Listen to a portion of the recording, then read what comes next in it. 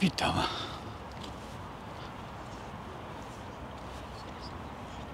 8 październik 2024 rok. Ryszard Borowiecki, Królewska Wiedza. Przepiękna pogoda. Fantastyczny dzień. Powiedzmy, że datami dzień po urodzinach. Tej strony, która nie jest zbyt mile widziana, ale nie dzisiaj ten temat, bo już rozwałkowaliśmy go chyba wystarczająco. Oczywiście, że można by bez końca cały czas o tym konferować i opowiadać, ale czy jest sens? Życie pokazuje co innego. Ciekaw jestem, kto komu i jak składał życzenia. A my przejdziemy do tego, co jest najważniejsze, druga strona naszej tutaj wczorajszej rozmowy, czyli dokładnie Stany Zjednoczone i pan prezydent przyszły i były prezydent Trump wypowiadał się na temat właśnie nas, Polaków. Z jakimś, nie wiem czy polskim, czy niepolskim dziennikarzem. Nie byłem zaskoczony jego wypowiedzią, że bardzo lubi Polaków, że zrobił najwięcej dla Polski, bo to prawda. Niektórzy nie wiedzą, o co chodzi, albo nie chcą wiedzieć, albo też patrzą na to ze swojej perspektywy, co oni dostali. To nie jest tak. Spokój i uczciwość jest chyba największym skarbem. Oczywiście spróbuję usiąść na ławeczce astrologicznej, bo widzę, że nasze ławeczki są wolne. O, teraz przyjrzyjcie się. Nasze ławeczki, przechodzimy przez taką bramę jakby słońca. Słońce oczywiście zaczyna tam cudownie dokazywać prosto w oczy, ale to o to chodzi. A nasza ławeczka jest oczywiście tutaj. O, już ją widać. No i sobie spoczniemy na niej. No i naprzeciw cudowną jesień już fantastycznie czuć. I ona jest. Jest taka dosyć charakterystyczna. Lada moment wszystkie liście zaczną przyjmować barwy tylko wyłącznie dla malarzy. Złota polska jesień. Zobaczymy, jak w tym roku będzie. Zobaczymy, jakie kolory przyjmie. Jest przepiękny czas. Kiedyś malowałem obrazy i uwielbiałem ten moment tych ruchów pędzla, które były nieprzewidywalne nawet. A dzisiaj już też maluję, ale zupełnie co innego. Właśnie wczoraj w nocy malowałem dla mojej córki obraz. Do jej pokoju. Od czasu do czasu maluję obraz dla moich przyjaciół czy kolegów. Też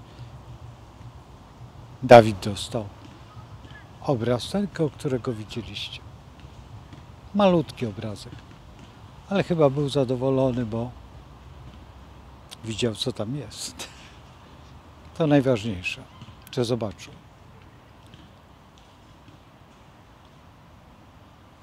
Odszedłem od tematu, ale po to, żebyście mieli refleksję myślenia. Tą refleksję, która jest najważniejszą refleksją, bo przecież co zrobił pan prezydent Trump? To już powiedziałem. Dał nam pokój. Dał nam możliwość Trójmorza. Zobaczymy, co będzie teraz. Jeżeli wygra, czy to Trójmorze my będziemy mogli zrobić. Oczywiście, że tak, bo Trójmorze jest jednym z najważniejszych elementów polityki i światowego podejścia do tej części Europy, A w dodatku jeszcze jedna rzecz, którą trzeba brać pod uwagę, że to jest bratanie wszystkich krajów, które są z jednej nacji. I w dodatku pokazanie światu, że potrafimy dużo więcej. Właśnie o tym mówił pan prezydent Trump w kontekście. I trzeba przyznać, że świadomość ta, która jest dzisiaj preferowana i preferowane są działania, które ujawniły się przez przypadek zupełnie naszych sąsiadów, zarówno jednych, jak i drugich, że prowadzą do wyniszczenia właściwie innych narodów. Świetnie, że nasi parlamentarzyści nas pilnują i teraz te negocjacje wagi, rozpoczęły ogromną kampanię zwycięstwa. Spowodowane jest to momentem, kiedy przez Słońce było na ascendencie Polski. Wtedy był układ planet odpowiedni po to i odpowiednie usytuowanie Słońca. I początek pewnej historii, o której mówiłem. No i właśnie na ten temat będę referował w Łódzkim Domu Kultury, ale nie na temat Stanów Zjednoczonych, bardziej Polski. Jeszcze tego nie zrobiłem, dopiero materiał przygotowałem i dzisiaj wieczorem będę układał go w pewną formę całości i opracuję pod względem przede wszystkim duadu. Bo wtedy będę wiedział, na czym to polega. Na czym polega, ponieważ za każdym razem, kiedy idę do Łódzkiego Domu Kultury, pokazuję inne sposoby astrologiczne. A już jestem tam, nie wiem, który 10. czy 11. sposób i za każdym razem te wykłady mają zupełnie inny charakter. Nawet pani, która tam fantastycznie zna astrologię, jest zresztą uczennicą m.in. profesora Leszka Weresa, ale także prawdopodobnie uczyła się u Zoi. A Zoja wprowadziła w Łodzi po wojnie astrologię. Fantastyczna kobieta, zresztą ja opowiadałem, jak przez przypadek zupełnie z Warszawy jechaliśmy razem w pociągu i otworzyła nieznany świat. Ja poprosiłem, bo nie widziałem jeszcze tego nieznanego świata, tego czasopisma. I tam były artykuły profesora Leszka Weresa na samym końcu. I było dziwne, bo właśnie otworzyła na tym i to mnie zaintrygowało, że czytała. A potem jak pytała się, pana interesuje astrologia? A ja mówię, tak, jestem uczniem profesora Leszka Weresa. To nie był szczyt tego, było mile, ale najmilej było, kiedy spotkaliśmy się właśnie na tym zjeździe i wtedy, o dziwo, ja stałem razem z profesorem Leszkiem Weresem i podeszła Zoja. Przywitała się z Leszkiem, a Leszek chciał mnie przedstawić, a mówię, my się już znamy. Naprawdę profesor był bardzo zaskoczony, potem mu opowiedziałem tą historię. On mówi, niesamowite, ty masz zawsze jakieś dziwne szczęście. Tak, mam dziwne szczęście, to prawda. Mam dziwne szczęście. Dlatego z tego szczęścia chcę teraz dać mu wolno otworzyć te bramy. Te bramy, zobaczyć, co z tego wyjdzie. Dlatego powstała Offsetka między innymi. Przez to dziwne szczęście. Każdy z nas ma to dziwne szczęście, tylko trzeba umieć patrzeć. Popatrzcie, ile lat upłynęło, kiedy Offsetka wstaje i wreszcie ruszyła.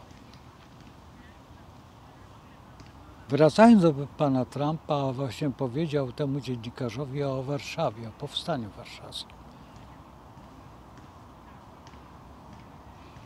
Nie wiem, czy wiedział, czy nie wiedział, ale był numer 1 prezydentem i tylko pierwszym, tym one.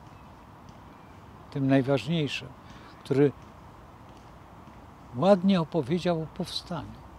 Ja to powtarzam bez końca i będę zawsze powtarzał. Tak, że były niemieckie obozy koncentracyjne na terenie Polski. Niemieckie, nie żadne inne, tylko niemieckie. Ciekaw jestem, czy pomoże nam odebrać właśnie to, co Niemcom się należy.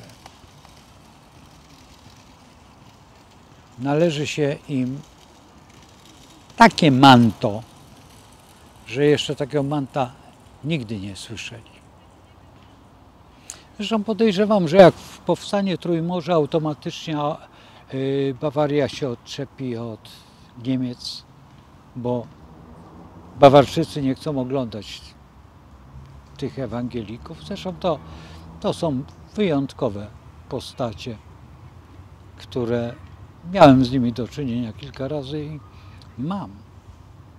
Nie wszyscy oczywiście, ale niektórzy są dziwni. A w dodatku jak są w gromadzie, takiej można by było powiedzieć o innych wyznaniach. Nie jesteśmy słodcy, oczywiście, jako Kościół rzymskokatolicki. Oczywiście, że też mamy za swoimi pazurkami trochę brudu. A kto nie ma? To nie ma tak. Ktoś powie, że tam były krucjaty. No, dobrze. Najpierw poznaj historię, a potem zobaczysz, co to była krucjata. I zobaczysz, jak to wyglądało. Kościół ma zupełnie gdzie indziej za pazurami, kiedy walczył właśnie z heretykami. I ci heretycy najbardziej narozrabiali. I wtedy po prostu pod patronatem Kościoła laicy, tak zwani pseudowierni, robili swoje. I dzisiaj to samo jest. Dzisiaj jest to samo. O tym mówił pan, którego prawie 70% tego narodu nie rozumie. W parlamencie, który nie wstał z krzesełek, kiedy oddawano cześć. Tylko komu?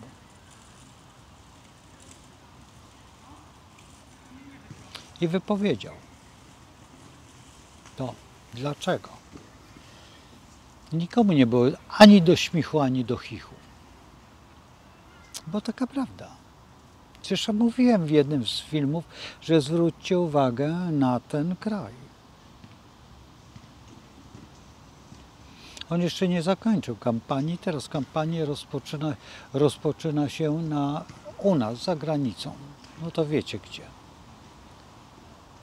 Stamtąd przegoniono tutaj, a teraz zobaczymy, czy się nie wprowadzą tam. I nawet oni sami są zaskoczeni. Co się stało, jak to się stało, że nagle ulica się nazywa w takim języku, którego oni nie pojmują. Oni znają ten język oczywiście z czasów carskich. Ale nie były ulice tak nazwane, tabliczki, a teraz nawet tabliczki postarano się, żeby były identyczne jak w tym najstarszym mieście. Którym Herod władał. On nie znał tego języka. Ten język to jest wymyślony taki. Bardzo podobny do Esperanto. Też wymyślony.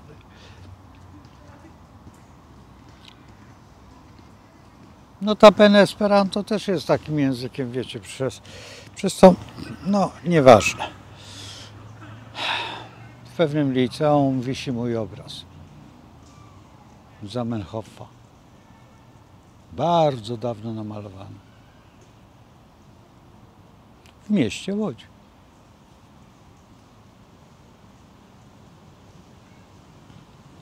Jakby ktoś się pytał, taki za gablotą ponoć jest.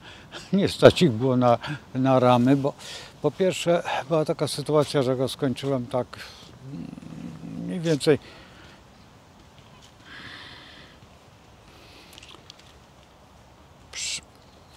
chodziło o zjazd esperantystów w tym liceum i żeby ten obraz zaistniał. Ja go malowałem w równy rok. Najbardziej trudne dla mnie były oczy. Nad oczami po prostu pracowałem, nie chcę przesadzić, ale około 4 miesięcy. Namalować dobrze oko jest wielką sztuką, a w dodatku Zamenhof, po pierwsze nie mamy żadnej fotografii Zamenhofa, ale było tak, że jak zobaczyła, nie wiem czy córka, czy wnuczka, to się popłakała. No i przez to ta moja historia odwdzięczenia się za ten obraz, przyjęcia do szkoły Salvadore Dali, gdzie rodzice moi no nie pociągnęli tego i dzisiaj bardzo żałuję, żałuję, no nie żałuję, bo tak się stało, że nie pojechałem do tej szkoły, ale wtedy bym był jednym z 5 Polaków, bo zdaje się, że 5, może więcej teraz skończyło, ale w moim okresie to było 5 osób, Polacy, którzy ukończyli tę szkołę. Wspaniała szkoła, jedna z najbardziej, proszę, jakiś grzyb, ale taki dziwny, ale go nie pokażę, chyba purchawka albo coś takiego, czy tam jeszcze coś. Tutaj są bardzo dziwne grzyby, czasami widziałem pieczarki. I teraz idąc dalej w tym myśleniu, jak się życie dziwnie toczy. Teraz powróciłem do sztuki, ale wyobraźcie sobie, że przez astrologię, bo był taki okres, chyba ze 20 lat, że w ogóle nie malowałem. W tej chwili nie lubiłem nigdy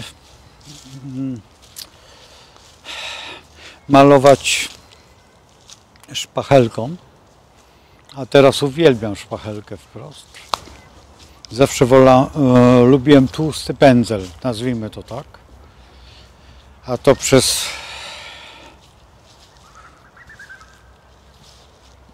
malarstwo jednego z przyjaciół mojego ojca.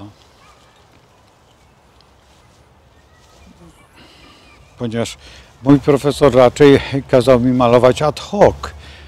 Co to znaczy? Paleta, pędzel, paleta, pędzel, paleta, pędzel. A pan z kolei Poduszko, który był dla mnie wzorem, dzisiaj jest, nie znamy się, ale chyba wiemy o sobie sporo. Chyba w Tomaszowie mieszka człowiek, który maluje już bardzo dawna, podejrzewam, że troszeczkę starszy ode mnie, jakieś 2-3 lata, dlatego żeśmy się nie spotkali. Maluje podobnie, to znaczy ruch tego pędzla jest taki jednolity i jednym ruchem zaznacza już pewien element. I to jest ładne, to jest takie malarstwo. To malarstwo uprawia, ja nie pamiętam jak się nazywa, zupełnie nie, ja tylko raz widziałem jego obrazy. Na obrazie jest taka warstwa dosłownie farby i ta farba jest dosłownie jakby obraz był paletą. Bardzo dużo, to jest Rosjanin. Po szkole chyba moskiewskiej, jeżeli się nie mylę, ale maluje dla mnie rewelacyjnie. Tylko że to jest bardzo drogie malarstwo, bo teraz niech obraz ma 1,2 m i teraz nałóżmy tam 10 cm farby, no to się dowiemy ile to jest. Farba no nie jest tania. Ja ostatnio przyglądałem się, znaczy nie przyglądałem się, tylko w sklepie sprawdzałem cenę werniksu. A potrzebuję tego werniksu dużo. To są przeogromne sumy. Litr werniksu, tego co ja chcę kupić, jest ponad 300 parę złotych, 370 czy ileś. To są szalone ceny. To nie jest tak, że malarstwo zresztą zawsze było bardzo drogie. I między innymi dlatego odstąpiłem od malarstwa, ponieważ no można malować bardzo tanio, oczywiście, że tak akwarelki, ale i malowałem te akwarelki, bardzo dużo akwarelek namalowałem. Ogromne ilości tych akwarelek są gdzieś tam zbunkrowane.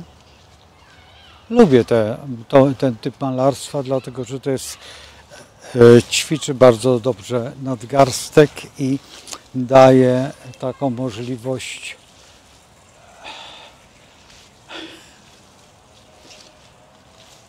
malowania wodą mi daje bardzo.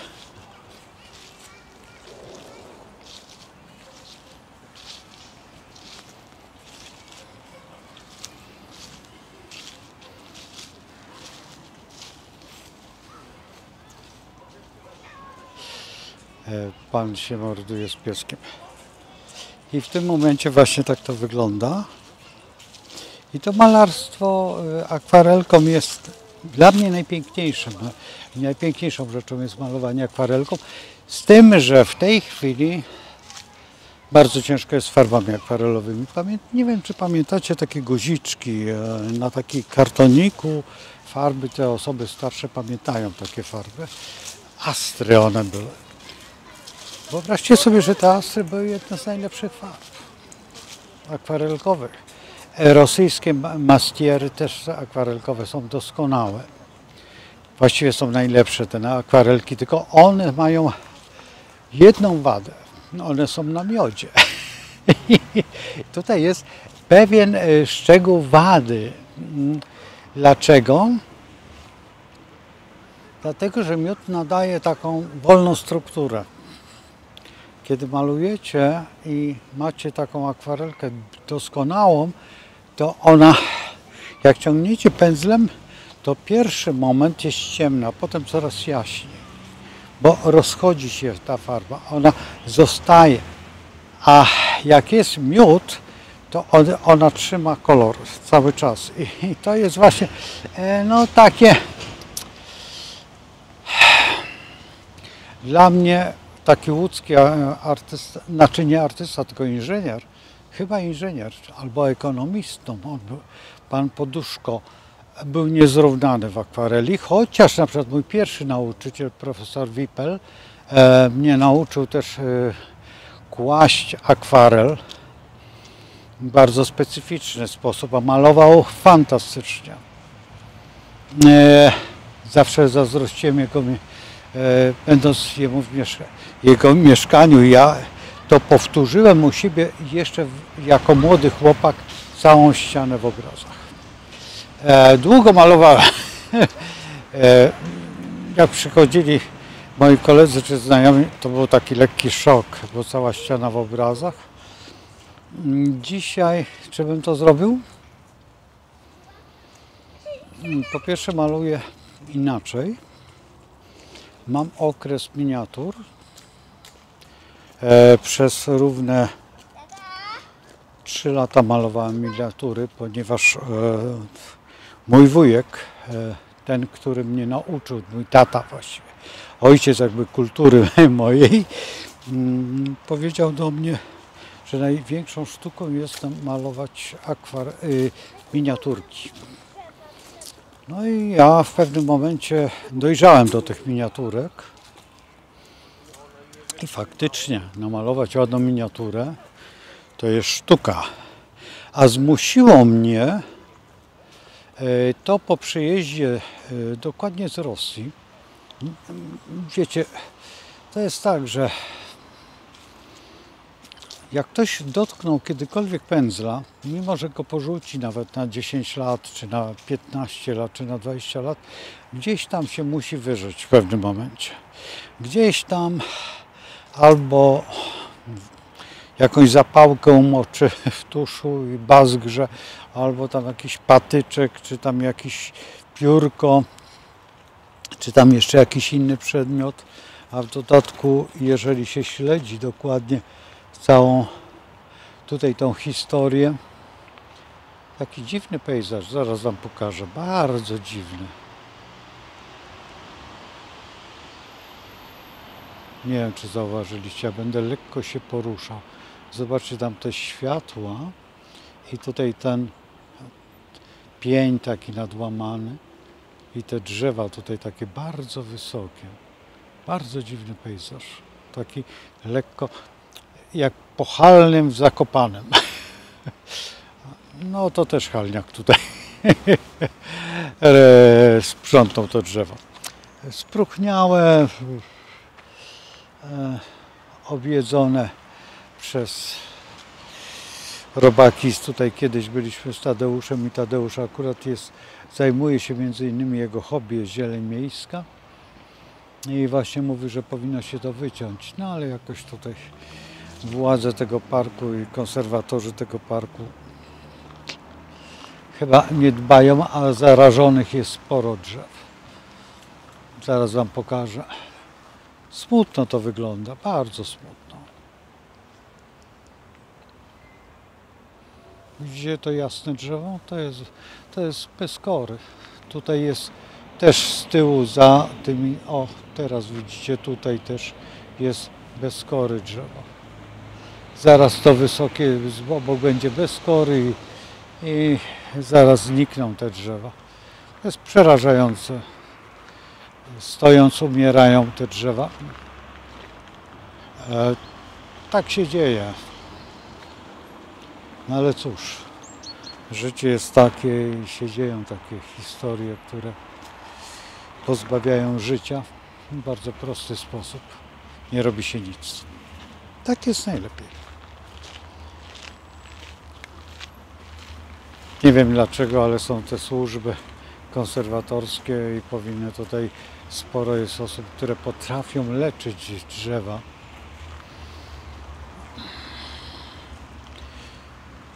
Zresztą nawet nie wiem, nie ma zimy teraz, ale zimą dwa ptaszki przylatywały do nas. Dwa dzięcioły. Jeden taki malutki, a drugi duży. Ten malutki był prześwietny. Malusieńki, taki dosłownie jak wróbel? Chyba dzięcioł, bo wyglądał jak dzięcioł.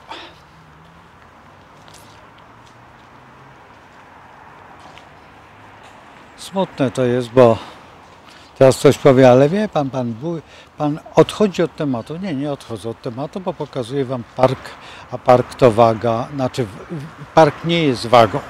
Ta sytuacja, pejzaż jest wagą, tym pięknem, pokazaniem tego piękna, to jest waga i jesteśmy w temacie.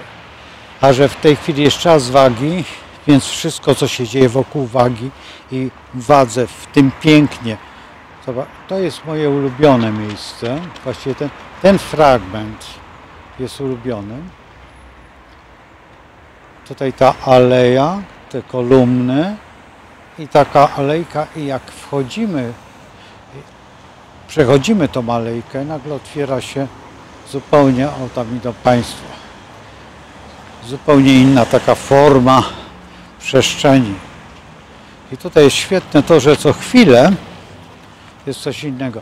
Tutaj jak widzicie, że osoby biegają, to jest zrobiona taka ścieżka, to jest glina mieszana z piaskiem i kamienie dla biegaczy specjalnie. Słuchajcie, właściwie nie powinny po tym w ogóle samochody jeździć, a jeżdżą. Jeżdżą autentycznie.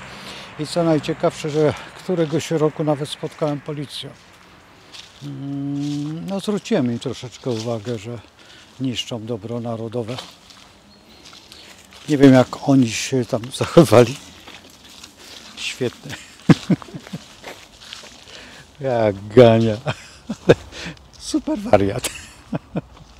To jest zwariowany piesek. Uwielbiam takie pieski, które potrafią się same z sobą się bawić. To jest fantastyczne. A teraz jest godzina piesków. Słońce tutaj z tyłu za mną. Gdzie tam, gdzieś jest to słońce, nie wiem, trzeba by tam szukać gdzieś. Kamera boi się słońca.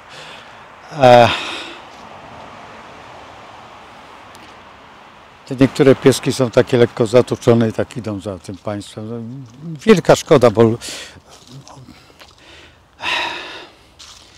to zatuczenie jest przede wszystkim brakiem wyprowadzania. Pies powinien tak te 5 km dziennie zrobić. Minimum. Nawet taki jamniczek. Wtedy tylko jamnikom nie wolno chodzić po schodach.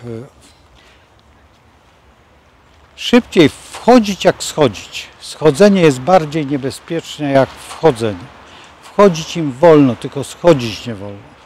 I większość psów w ogóle nie powinna wchodzić po schodach. W późniejszym wieku tak. Ja przez równy rok nosiłem swoje American Staffordy, Rottweilerkę też. Chyba taka niezła kobyłka. I tą Rottweilerkę targałem akurat mieszkam dosyć wysoko. A z kolei harta, oczywiście, że harciczkę nosiliśmy do 9 miesiąca. Do 9 miesiąca była ona noszona, z tym, że my mieszkaliśmy na drugim piętrze. Nie było tak wysoko, a tu jest trochę wyżej. Chociaż pracownia jest niżej. Tak to jest. Także opowieści smutnej treści o wadze, tak? W wadze, w czasie wagi. No, o 19 dzisiaj też zaczynamy. Później przygotowanie materiału. Jutro porządkowanie umysłu. Jak ten materiał wyniknie, jaki będzie. No i nie skończyłem o panu Trumpie, bo to jest najważniejsze, że pan Trump właśnie mówił o tej Polsce, o tym powstaniu warszawskim i o tym wszystkim. Przepiękna rzecz. Sobie nawet nie zdajecie sprawy, jakie to jest fantastyczne, że prezydent Stanów Zjednoczonych, największego mocarstwa, mówi o powstaniu warszawskim jako czymś patriotycznym. A ci Amerykanie słuchają tego i wtedy zaczynają czytać, dowiadują się o czymś. Przecież było tylko mówione o powstaniu w getcie, o żadnym innym powstaniu nikt nic nie słyszał, nawet nie wiedział, filmy jakiekolwiek, cokolwiek, nic. A on tutaj pierwszy, nawet tak sprzyjający nam de Gaulle, też na swoich spotkaniach ani razu nie powiedział o powstaniu warszawskim. Oczywiście odwiedzał to, ale tak siebie, dla swojego narodu, dla poparcia tego w świecie, bo pamiętajcie o tym, że te przemówienia są zapisywane w historii pobytu danego reprezentanta jakiegoś tam działania. I potem rozpoznajecie, czy ten człowiek wie, o czym mówi, czy nie mówi. Ja wczoraj mówiłem o Sołżenicynie, kiedy już wsiadał do tego samolotu. Co powiedział? Zobaczcie to, posłuchajcie. I zobaczycie, jak Polska go jak przyjęła, a jak on się odwdzięczył.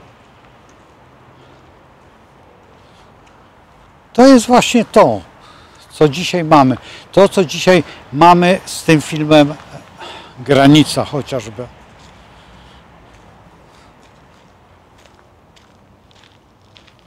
To są właśnie te punkty, które świadczą o człowieku. Jaki on jest.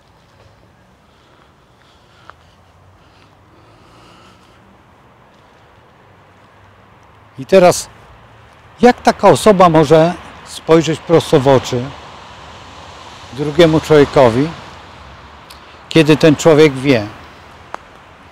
Przypuśćmy takiemu prezydentowi Trumpowi. Że on się spojrzy w te oczy i powie: co ty wiesz? Ja wiem. Bo o tym mówiłem.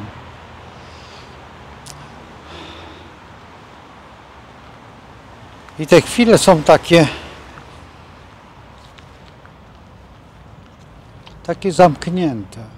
Takie, wiecie, jak jest walka ta japońska, to jest to ten moment czekania. I potem nagle nóż. Znaczy nie nóż, a miecz. I taka jest waga. Waga czeka. Trzeba nauczyć się tej wagowatości. Waga wygrywa czekanie. Waga stoi i się przygląda. Jak ta modliszka.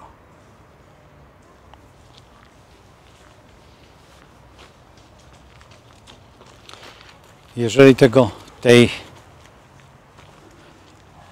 walki się nie nauczymy, tak jak koty polują,